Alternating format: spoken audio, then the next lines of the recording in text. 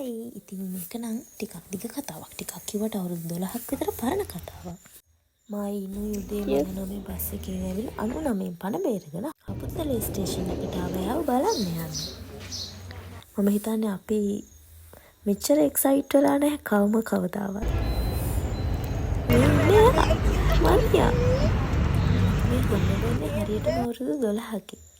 එයා මෙහෙන් යද්දී අපි 8 වසරේ. අවුරුදු 12ක් ඈතින් හිටියයි කියලා නිකමටවත් දැනුනේ නැහැ. ආපු වෙලාවෙ ඉඳන් අපි කරේ hina වුණ එක. අපිට මාර්ම සතුටුයි. ඊට පස්සේ අපි ගියා වැවකට. එතනදී අපි කෑම කෑමකට hina වුණා ඇති වෙනකන්. අපි හොඳම යාළුවෝනේ කොහොමද කියලා හොත් කන දෙකක් ගහලා මේක පෙන්වන්න ඕනේ. නොතේරෙන කාලේ ඉඳන් කලේ බැරි වැඩයි එපා කියපු වැඩ. ඊට පස්සේ අපි ජාගෝ ෆාම් එකට ගියා. කෑවා පිරුවා. පස්සේ අපි හොටෙල් එකට.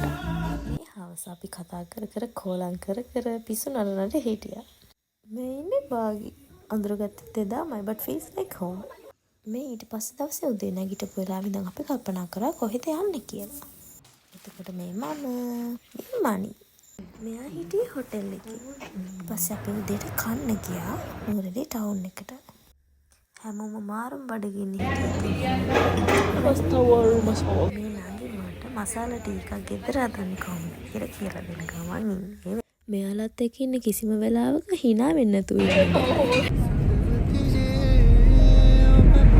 පෝස්ට් ඔෆිස් එකටත් ගියා.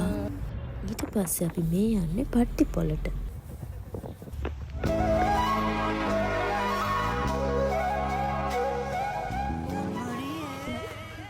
මේ තැන හොයාගෙන තමයි අපි ආවේ. එයාත් එතනට ආව නාන්න.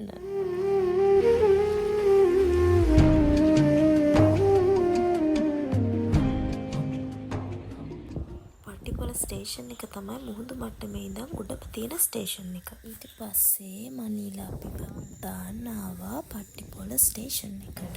ඒකට ඉඳලා පැය 24ක්ම දැන් යන්න වෙනවා කියන එක අපිට හිතා ගන්නවත් බැරි වුණා.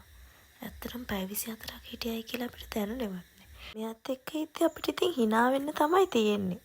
ඉස්කෝලේදී අපි වැඩිපුරම බැනුම් ඇහුවේ මේ hinaව නිසා. අපි එකට හිටියොත් කරන්නේම මොනාම හරි දෙයකට hina වෙන එක. මේ මල මට ගෙදර ගේන්න බැරි නිසා මම මේ මල අරගෙන ගෙදර ආවා. ආයෙත් අපි හම්බ වෙද්දි ලෝකෙම දිනලා ඉන්න ඕනි ඔයා.